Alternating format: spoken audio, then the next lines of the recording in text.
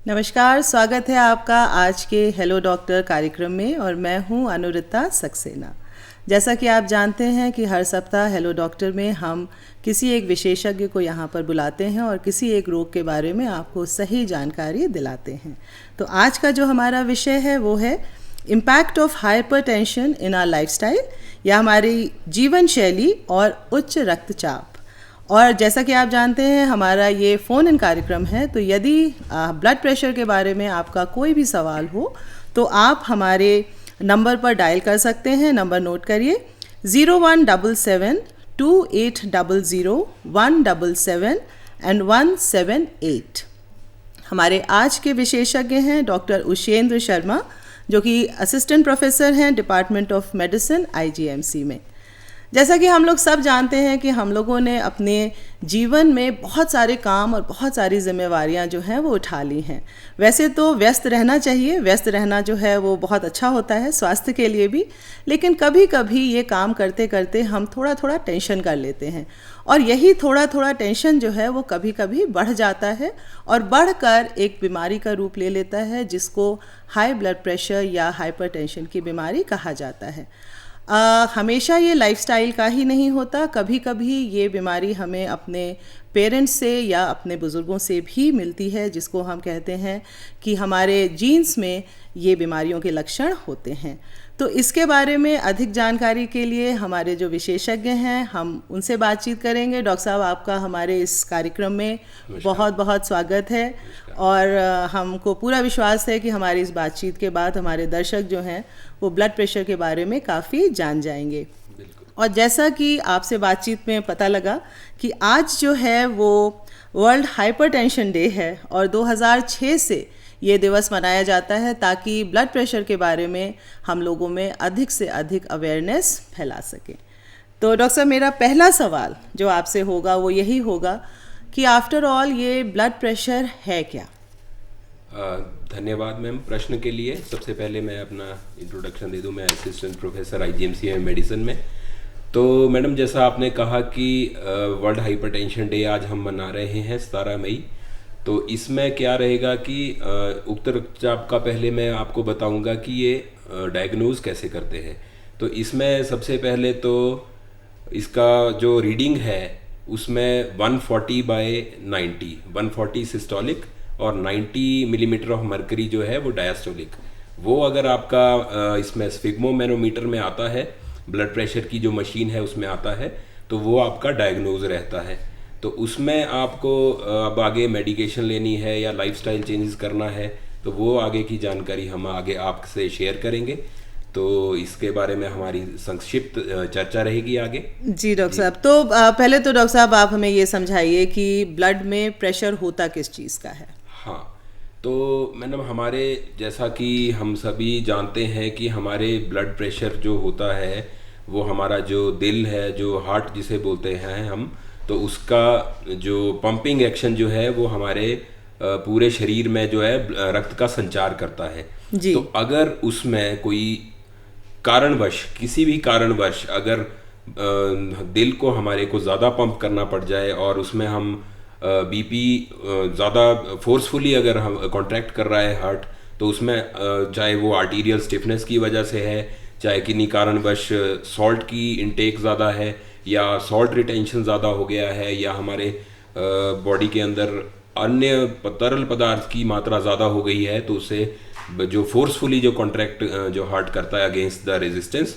उसे हम blood pressure कहते हैं। यानी कि दिल जो है जिस तरह से ब्लड को पंप करता है उसमें एक प्रेशर होता है, तो वो जब तक नॉर्मल रहता है तो वो एक नॉर्मल ब्लड प्रेशर है, मतलब प्रेशर तो होता ही है। अगर तेज़ करने लगे तो हाई हो जाता है और हल्के करने लगे तो शायद लो हो जाता है। हाँ बिल्कुल जी। तो डॉक्टर साहब, फिर ये बताएं कि जो तेज़ होने के कारण हैं, जिसे कहते हैं ना कि प्रेशर बढ़ जाना, उसके क्या क्या कारण हैं? बिल्कुल, जैसा कि मैम आपने पहले भी कहा कि एक तो हमारी जीन्स में हो सकता है, हम अपने पेरेंट्स से, हम अपने परिवार से ये इनहेरिट करते हैं। तो उसमें क्या होता है कि अर्ली एज ऑफ ऑनसेट हो जाता है। हम यंग एज से भी इसको एक्वायर कर सकते हैं, तो उसमें यंग हाइपरटेंशन वो आ जाता है। तो यंग एज से क्या मतलब है डॉक्टर साहब? यंग एज का मतलब है मैम, अगर 35 साल से कोई पहले से इसमें डेवलप कर रहा है, 35 या 45 साल से पहले डेवलप कर रहा है, तो उसे यंग हाइपरटेंसिव कहते हैं। लेकिन जब विद एज जो है, अगर उम्र के साथ साथ अगर ये हाइपरटेंशन डेवलप हो रहा है, तो वो तो कई कारण हैं उसके, जैसे कि हमारा लाइफस्टाइल, हमारा अगर बैठे रहने का काम है, हम ज़्यादा एक्टिव लाइफस्टाइल नहीं जी रहे हैं, हम व्यायाम नहीं कर रहे हैं, हम ज़्यादा जिसे कार्डियो वर्कआउट कहते हैं, जैसे अधिक मतलब सैर करना या कोई एक्टिवली एंगेज होना अपने रूटीन वर्क में, वो नहीं करना। फिर दूसरा कारण हो सकता है डाइटरी इंटेक में, जैसा कि हम सभी जानते हैं, ऑयल इंटेक ज़्यादा है, फ्राइड फूड का इंटेक ज़्यादा है, सॉल्ट इंटेक ज़्यादा है, तो उससे हम ये एक्वायर कर सकते हैं हाइपरटेंशन, जो 140/90 मिलीमीटर ऑफ मर्करी हम कहते हैं। जो तीसरा कारण है इसेंशियल हाइपरटेंशन, उसका कारण हमें पता नहीं होता, लेकिन उसमें भी फिर हमें काफ़ी वर्क करना पड़ता है पेशेंट का। वो उसमें फिर चाहे एंडोक्राइन हाइपरटेंशन है, चाहे सेकेंडरी हाइपरटेंशन है, जो काफ़ी कारण होते हैं जिसके, उसमें हम देख सकते हैं कि ये ब्लड प्रेशर किस कारणवश है। जी, तो मतलब जो समझ में आ रहा है डॉक्टर साहब वो ये कि अगर अर्ली एज पे हुआ तो पेरेंट्स की वजह से ज़्यादातर होता है, और अगर बढ़ती उम्र में हो रहा है तो हम अपनी लाइफस्टाइल जो है वो सही तरीके से नहीं कर रहे हैं। और आजकल तो देखते हैं डॉक्टर साहब कि ज़्यादातर लोग जो हैं वो टीवी और कंप्यूटर के सामने बैठे रहते हैं, और अब तो स्मार्टफोन आने से फ़ोन लेके भी हाथ में बैठे रहते हैं, मतलब घंटों घंटों लोग जो है वो फ़ोन लिए बैठे रहते हैं।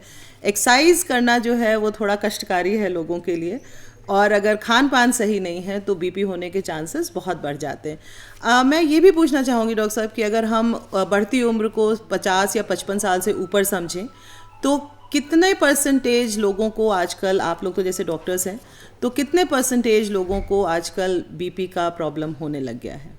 बिल्कुल, ये मैडम ऐसा है कि आजकल तो फिर भी थोड़ा सा हम जागरूक होने लग गए हैं, तो थोड़ा सा ये इंसिडेंस कुछ समय पहले से कम आने लग गया है। बट इसको आप अगर सही मायने में देखें तो 50 से 60% जो जनसंख्या है, मतलब है 60 के बाद उनको हाइपरटेंशन की समस्या रहती है, शुरू हो जाती है। और जो आप यंग एज की बात कर रहे हैं, जैसे 35 या 40 साल पे जो होती है, उसमें कितने लोगों को हाइपरटेंशन का? हाँ जी, उसमें 5 से मैक्सिमम 10% तक जो है वो हमारे जो समाज में जो है हाइपरटेंशन का देखा गया है कि वो है प्रमाण। तो डॉक्टर साहब, जैसे अगर हम हाइपरटेंशन की बात करें तो लोग किस तरह से समझें कि उनको हाइपरटेंशन की शुरुआत हो रही है, यानी कि ब्लड प्रेशर के लक्षण या सिम्टम्स क्या हैं?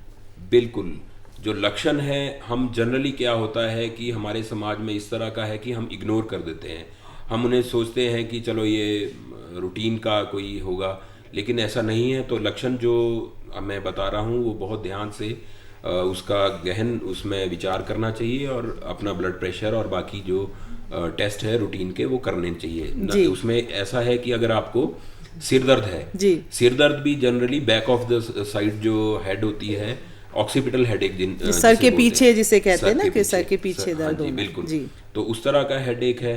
फिर खासकर कानों से आवाज़ आना, हीट अप होना, कान ऐसे लगना कि काफ़ी मुझे गर्मी का है एहसास, कहते हैं ना डॉक्टर साहब कि सर थोड़ा भन्नाने सा लगता है, वो जो एक लोकल भाषा में बोलते हैं कि बिल्कुल थोड़ा सा। जी हाँ जी, चेस्ट टाइटनेस होना, भारीपन लगना, छाती पर भारीपन लगना, नींद ना आना जी, फिर नींद का चला जाना, फिर हेडेक तो खैर किसी भी प्रकार का हो सकता है, बट नींद ना आना है बहुत एक इम्पॉर्टेंट इग्नोर सिम्टम है। हम जनरली क्या करते हैं, नींद का मेडिकेशन लेना स्टार्ट कर देते हैं या कुछ करते हैं, बट ब्लड प्रेशर का दिखाना भी उतना ही ज़रूरी है। जनरली डॉक्टर साहब हम लोग ये सोचते हैं कि नींद नहीं आई तो हम कुछ सोचने लग गए थे इसलिए नहीं आई, चूंकि नींद नहीं आई इसलिए सर में दर्द होना शुरू हो गया, और चूंकि सोए नहीं है इसलिए सर भारी हो रहा है, तो हम बहुत रीजंस ढूंढ लेते हैं अपनी तबीयत खराब होने के। जी बिल्कुल, तो उस विषय के लिए हमें ज़रूर अपना ब्लड प्रेशर दिखाना चाहिए, और ब्लड प्रेशर का जो लक्षण है उन्हें इग्नोर कभी नहीं करना चाहिए। तो उसमें यही है, अगर एडवांस स्टेजेस में हो गया तो कई ऑर्गन्स को इन्वॉल्व करके वो काफ़ी ज़्यादा, जैसे विजन लॉस आना, या कोई गुर्दों का ख़राब होना, हार्ट में पैल्पिटेशंस होना, हेडेक बहुत सीवियर होना या कोई इस तरह का नस का कमज़ोर पड़ जाना, तो वो आगे के लक्षण हैं, लेकिन हमें शुरुआती लक्षण इग्नोर नहीं करने, जिससे हमें बचा जा सकता है और हम दवाई का उपचार जो इसे वो है वो टाइमली कर सकते हैं और इससे जो कॉम्प्लिकेशंस है उसे बचा जा सकता है। तो डॉक्टर साहब, जैसे अगर किसी को ये सिम्टम्स लग रहे हैं, जैसे आपने कहा स्पेशली सर में पीछे के साइड दर्द होना, नींद ना आना, चेस्ट टाइटनिंग होना, कानों में भन्नाहट सी आवाज़ आना, तो उस इंसान को क्या करना चाहिए सबसे पहले? हाँ, उस इंसान को सबसे पहले तो निकटतम स्वास्थ्य केंद्र में जाके या अपने पास ही आजकल जनरली मशीनी हम एडवाइस नहीं करेंगे कि अपने घर में मशीन से, हाँ मशीन से एक प्रिलिमिनरी चेक कर लो जी। उसके बाद मैनुअली चेक करवाइए आप अपने निकटतम स्वास्थ्य केंद्र में जाके। स्फिग्मोमेनोमीटर जो एक मरकरी वाला जो मीटर मरकरी होता वाला है, हाँ जी, जी। उससे मैनुअली आप चेक करवाइए, जी। काउंटर चेक करिए, आप घर का भी नोट करिए और उसको भी चेक करिए और 2-3 रीडिंग्स लीजिए आप। उसके बाद अब 2-3 तरह की टर्म्स होती हैं, वाइट कोट हाइपरटेंशन, फिर हॉस्पिटल हाइपरटेंशन, तो उनको इग्नोर करके जब हम उनको रूल आउट करके जब हम 3 रीडिंग्स ले लेंगे कि 140/90 से ऊपर है रक्तचाप, तो उसे हम डायग्नोज कर देंगे कि ये JNC 8 क्लासिफिकेशन। वैसे आपने बिल्कुल सही कहा डॉक्टर साहब, बहुत सारे लोगों का बीपी तो हॉस्पिटल जाने के नाम से ही थोड़ा सा बढ़ जाता है, और अगर इंजेक्शन लगवाना हो तो शायद 2-4 डिग्री और बढ़ जाता होगा। बिल्कुल। तो डॉक्टर साहब ये बताएं कि ये तो समझ में आया हम लोग को कि जैसे ही अगर सिम्टम्स लगें तो अपने मेडिकल डॉक्टर के पास जाएं और चेक कराएं और जो भी मेडिसिन वो आपको प्रिस्क्राइब करें या जो भी वो कहते हैं उसको आप पालन करना शुरू कर दें। लेकिन जो बीपी है उससे क्यों घबराना चाहिए? हाँ, बीपी का ऐसा है कि चलो घबराना तो ऐसा है कि थोड़ा बहुत आप अगर घबराते हैं तो वो अच्छे के लिए ही घबराते हैं।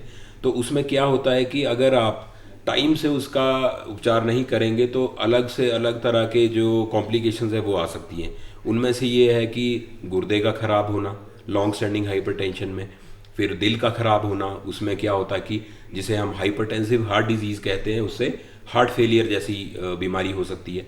फिर उससे स्ट्रोक जो एक मेडिकल इमरजेंसी है जिसमें दिमाग की नस का फट जाना या दिमाग की नस में क्लॉटिंग हो जाना, उससे दिमाग का एक बहुत मेजर पोर्शन जो है वो डेड हो जाता है और वो जो है इरिवर्सिबल है।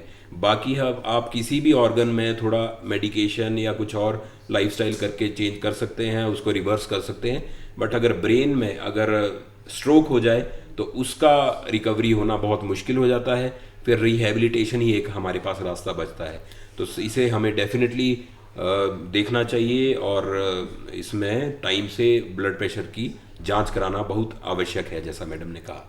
क्योंकि ब्लड जो आप स्ट्रोक की बात कर रहे हैं डॉक्टर साहब, उसको अगर हम अपने बोलचाल की भाषा में कहें तो रक्तचाप बढ़कर लकवा मार जाना होता है और उसमें पेशेंट जो है वो बिल्कुल बिस्तर पे आ जाता है और उसकी रिकवरी जो है वो बहुत स्लो होती है।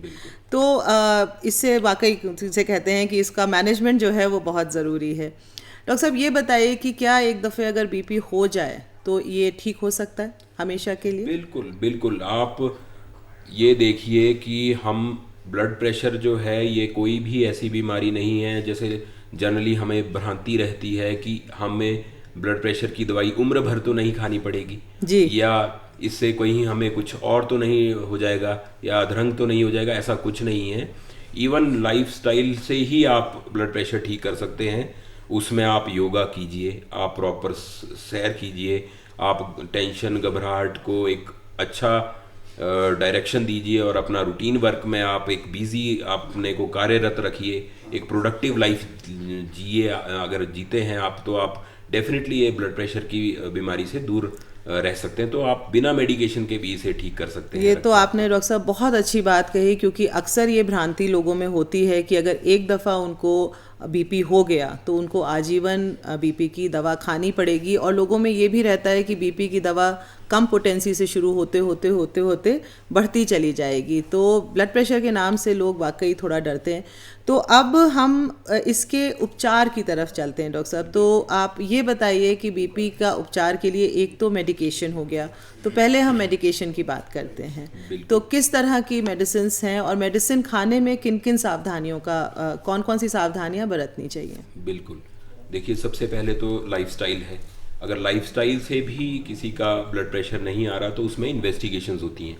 तो इन्वेस्टिगेशंस में हम रूल आउट करते हैं एंडोक्राइन हाइपरटेंशन तो नहीं है, इसेंशियल हाइपरटेंशन तो नहीं है, या कोई और बीमारी तो नहीं है, कोई शुगर तो नहीं है, डायबिटीज़ तो नहीं है, कोई हाइपोथायराइड हाइपरथायराइड तो नहीं है पेशेंट, या कोई और क्रॉनिक रिमेटोलॉजिकल कंडीशन या कोई जॉइंट पेन से रिलेटेड या कोई इस तरह की बीमारी तो नहीं है जो कनेक्टिव टिश्यू। यानी डॉक्टर साहब जब अगर बीपी की शुरुआत होती है तो डॉक्टर जो हैं वो सब तरह के टेस्ट कराते होंगे, जो आप कह रहे हैं लिपिड प्रोफाइल, थायराइड का, शुगर का, हार्ट के, ये सारे करा के देखते होंगे कि बीपी किस वजह से है। बिल्कुल जी। तो उसके बाद हम पेशेंट को एडवाइस करते हैं कि आप रीडिंग्स लीजिए। अगर आपकी परसिस्टेंटली हाई रीडिंग रहती है 140/90 जी, तो तब आप मेडिकेशन स्टार्ट कीजिए। हमारे पास मेडिकेशंस में भी बहुत चॉइसेस हैं आज की डेट में। अगर यंग है तो कुछ और चॉइसेस हैं, अगर एल्डरली हैं तो कुछ और चॉइसेस हैं।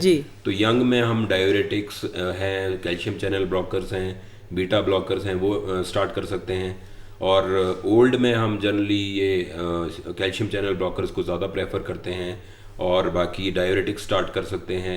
फिर आपका अगर एसेंशियल हाइपरटेंशन है तो आपका ARB ACE इनहिबिटर्स हैं। अगर हार्ट डिजीज़ के साथ कोई है तो ACE इनहिबिटर्स और ARBs आपका अच्छा चॉइस रहता है। तो ये हमारे पास ऑप्शंस अवेलेबल। जैसे अक्सर मैंने ये सुना है डॉक्टर साहब कि लोग कहते हैं कि मैं ये वाली दवा बीपी की खा रहा हूँ, अगर तुमको बीपी हुआ है तो आप भी ये वाली दवा शुरू कर दीजिए। तो ऐसी सिचुएशन में आप हमारे दर्शकों को क्या सलाह देना चाहेंगे? बिल्कुल, देखिए हम जब भी सलाह लेनी है तो किसी जानकार, किसी एजुकेटेड, किसी मतलब अच्छे एक्सपीरियंस्ड आप डॉक्टर से ही सलाह लेना उचित रहेगा। तो उसके लिए क्या रहेगा कि हम कभी भी नहीं बोलते किसी को कि आप ये मेडिकेशन जो है ये लीजिए। लेकिन अगर परिवार में ऐसी एडवाइस मिलती है कि आप मुझे ये मेडिकेशन चल रहा है आप भी ये लीजिए, तो थोड़ा उसमें विचार करना चाहिए। और हो सकता है हम अपने रोज़मर्रा की ज़िंदगी में इतने बिजी हों कि हम टाइम ना दे सकें डॉक्टर्स को, लेकिन आपको थोड़ा टाइम तो निकाल के डॉक्टर से थोड़ा चेकअप कीजिए। और आपको किस तरह की बीमारी है, किस तरह की मेडिकेशन चलना है, वो हर इंडिविजुअल के लिए अलग अलग सेग्रीगेशन है। तो ऐसा नहीं है कि आपके लिए जो मेडिकेशन है वो दूसरे किसी सब्जेक्ट के लिए या किसी पेशेंट के लिए वो वही दवाई चलेगी। तो वो डेफिनेटली उसमें अलग अलग दवाइयाँ एक मतलब ये ज़रूरी नहीं है कि जो बीबी खा रही है वही पति भी खा ले। बिल्कुल, दोनों को ही डॉक्टर को दिखाना चाहिए। बिल्कुल, और दिखा के जो सही मेडिकेशन उनके लिए है उसी का ही सेवन करना चाहिए। डॉक्टर साहब, बीपी की दवा खाने का कोई फिक्स टाइम होना चाहिए या कभी भी खा सकते हैं उसको? हाँ, इसमें फिक्स्ड टाइम रहता है। जनरली जो जिनका ऑनसेट ऑफ एक्शन थोड़ा शॉर्ट रहता है तो उनको प्रेफरेबली 2 टाइम खाना चाहिए। और जैसे 12 घंटे का ही दवाई का असर होता है तो वो 2 टाइम खा सकते हैं। जिनका 24 घंटे रहता है वो मॉर्निंग डोज लीजिए और उसमें नेक्स्ट मॉर्निंग ले सकते हैं, ताकि वो रूटीन बना रहे और वो खाने के साथ साथ मेडिकेशन का भी प्रॉपर सेवन करते रहें। डॉक्टर साहब, आप लाइफस्टाइल की बात कर रहे थे, थोड़ा सा उस विषय में भी बताएं कि कैसे हम अपने लाइफस्टाइल में चेंज लाकर अपना बीपी मैनेज कर सकते हैं। बिल्कुल, देखिए लाइफस्टाइल जो है सबसे ज़रूरी बात है हमारा हाइपरटेंशन कंट्रोल करने के लिए। सबसे पहले एक्टिव लाइफस्टाइल जिए। एक्टिव लाइफस्टाइल से मतलब है आप अगर रूटीन का काम करते हैं तो उसको अपने को सकारात्मक रवैये के साथ आप उसको रोज़मर्रा से करते रहिए। आप मॉर्निंग वॉक कीजिए, सबसे इम्पॉर्टेंट चीज़ है मॉर्निंग वॉक। अगर मॉर्निंग वॉक नहीं होता है तो 30 मिनट्स ऑफ आप रूटीन डेली एक्टिविटीज़ आप कीजिए पर डे, तो वो सबसे अच्छा रहता है। दूसरा है डाइट जी। डाइट जो है उसमें सॉल्ट जो है वो 6 ग्राम या 2 चम्मच, इससे ज़्यादा सेवन दिन में नहीं करना चाहिए। लेकिन जो ज़्यादा हाइपरटेंशन है उसके लिए हम 1 चम्मच लेते हैं। ये अलग अलग एक्टिविटी के लिए अलग अलग है। अगर आप एथलेटिक हैं, अगर आप काफ़ी खेतों में काम करते हैं या तो उसके लिए वेरी कर सकती है जी। उसमें 1 टेबल स्पूनफुल एक्स्ट्रा हो सकता है। बट आप जनरली जो है वो एक नॉर्मल मॉडरेट एक्टिविटी के लिए आप 2 चम्मच यानी 6 ग्राम ले सकते हैं। और तीसरा है आपका मेडिकेशन। अगर ब्लड प्रेशर को कंट्रोल करना है तो अगर लाइफस्टाइल और ये भी आपका काफ़ी बिजी रहता है और आप किसी कारणवश नहीं थोड़ा एक्टिव हो पाते हैं जी। तो उसके लिए आपके पास अच्छी ऑप्शंस अवेलेबल हैं। और medication is just like diet. आप मेडिकेशन एक का सेवन कर सकते हैं, आप मॉर्निंग टाइम में लीजिए चाहे शाम को लीजिए, और वो एक पिल इन द पॉकेट का काम कर सकती है। आप कभी भी किसी भी आप ऑन द गो मेडिकेशन ले सकते हैं आजकल तो।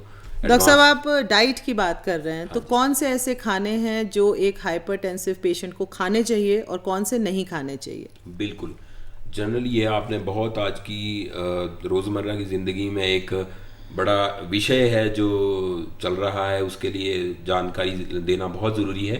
तो जनरली यंग जनरेशन में आजकल होड़ है जंक फूड और अलग अलग तरह के जो फ्राइड फूड्स हैं उनकी वेस्टर्नाइजेशन हो रहा है डाइट का।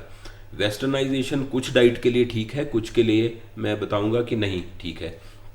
तो जो जंक फूड है उसमें फ्राइड हो गया, बेकरी हो गई, सॉल्टी जो फूड हैं जैसे आपका अलग अलग तरह के जो स्पेशली चिप्स जो हैं डॉक्टर साहब, चिप्स आ रहे हैं जो टैकोज हैं, कोई आजकल तो नाम फ्रोजन फूड जो हैं डॉक्टर साहब, फ्रोजन फूड्स, सॉल्ट उसमें एज प्रिजर्वेटिव यूज होता है जी। फिर ऑयल केयों में प्रिजर्वेटिव यूज होता है, तो उन्हें अवॉइड करना चाहिए। और जो डाइट ले सकते हैं उसमें, और सैलेड का मेंशन करता हूं मैं, हाई फाइबर डाइट होना चाहिए जी। हाई फाइबर में सैलेड, ग्रीन सैलेड काफ़ी होना चाहिए।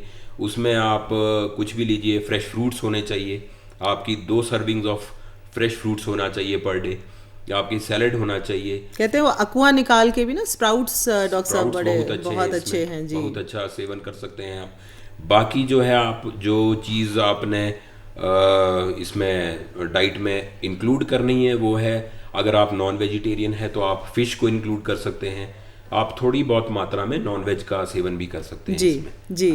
और कार्ब्स का इसमें क्या रहता है, कार्बोहाइड्रेट्स कितने खाने चाहिए या नहीं खाने चाहिए? जी बिल्कुल, जो हमारी इंडियन बेस्ड डाइट है वो है कार्बोहाइड्रेट बेस्ड डाइट। हम जनरली क्या करते हैं, हमारी डाइट में चावल का बहुत ज़्यादा सेवन होता है, रोटी में मक्की की रोटी, गेहूं की रोटी का इस्तेमाल बहुत ज़्यादा होता है जी। तो उसमें भी ऐसा कोई दिक्कत नहीं है, वो फाइबर उनमें भी होता है, लेकिन उनको लिमिटेड एक मात्रा में ही सेवन करना चाहिए। अगर हम ज़्यादा उसमें करेंगे तो वो भी शुगर कंटेंट ज़्यादा होने की वजह से जो हाई कार्ब डाइट है उसकी श्रेणी में आते हैं, और उसकी कैलोरी इंटेक ज़्यादा हो जाएगा और उसमें मुश्किल होगी। डॉक्टर साहब हमारे जाते जाते समय की कमी है, बातचीत तो बहुत अच्छी आपसे हो रही है, लेकिन अगर मैं ये कहूँ कि कोई 3 सलाह जो आप हमारे दर्शकों को अंत में देना चाहेंगे, तो वो आप हमारे हाइपरटेंसिव दर्शकों को क्या कहना चाहेंगे? बिल्कुल, इसमें बहुत अच्छा मैम आपने प्रश्न पूछा। जो 3 आप इन चीज़ों का ध्यान रखिए वो है एक्सरसाइज में आपका डेली एक्टिविटीज़ होने चाहिए। दूसरा, आपने प्रॉपर डाइट लेना है, डाइट में आपने जो जैसा बताया नमक, तेल, फ्राइड फूड को अवॉइड करना चाहिए। और तीसरा है आपने रेगुलर अपना, अगर एक उम्र के बाद जो है अपना बीपी रक्तचाप का जांच आपने किसी भी स्वास्थ्य केंद्र में जाके अपना ज़रूर करवाना है। तो इसी के साथ डॉक्टर साहब आपसे धन्यवाद करते हैं और हमारे दर्शकों को हमारा कार्यक्रम पसंद आया होगा। नमस्कार। नमस्कार।